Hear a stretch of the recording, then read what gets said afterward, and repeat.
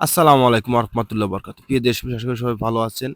হয়তো যারা এসএস গ্রিলে কাজ করতেছেন এবং যারা হয়তো সঠিক রেটটা দিতেছেন এবং সঠিক কাজটা বুঝে নিতে পারতেছেন না, সে বিষয়ে আপনাদের তুলে ধরার চেষ্টা করব। হয়তো আমাদের কাজ দিতে হবে না।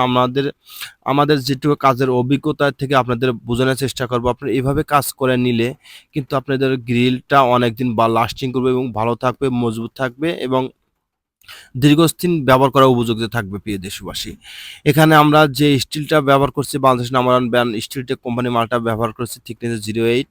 আর আপনার কাজ কিভাবে বুঝে নেবেন? যেখানে আপনার এলাকায় হোক আর যেখানে কাজ অর্ডার দিবেন সেখানে বলবেন যে আমাদের এই যে আপনাদের আমরা যেখানে মালটা কাটছি একদম কোনো ফাঁক নাই এবং এক চুল পরিমাণও ফাঁক নাই কিয়া। কারণ যে কাজটা নিজের মন মতোভাবে হয়, কাজ করলে কিন্তু ১০ জনের কাছেই ভালো হয়।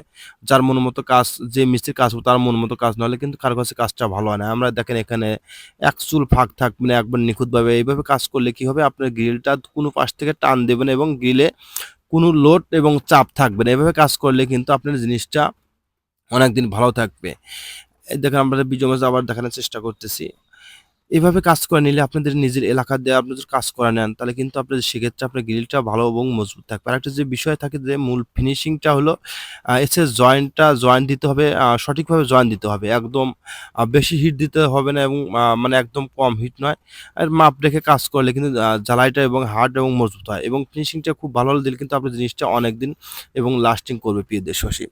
আমরা অনলাইনের মাধ্যমে ৬৪ জেলায় কাজের অর্ডার নিয়ে থাকি। আমাদের কাজটা ভালো লাগলে অবশ্যই আমাদের কাজ দিতে পারেন এবং আমাদের ঠিকানা উল্লাপাড়া থানা, সিরাজগঞ্জ জেলা। আমরা অনেক ভাই ফোন দিয়ে বলে যে আপনাদের দোকানে আমাদের ভাই আমাদের দোকান নেই। আমরা অনলাইনের মাধ্যমে ৬৪ জেলায় কাজের অর্ডার নিয়ে থাকি। আর এসএস কাজের বিষয়ে যাবতীয় পরামর্শ করার জন্য অবশ্যই স্ক্রিন দেওয়া নাম্বার যোগাযোগ করুন। সবাই ভালো থাকুন। খোদা হাফেজ।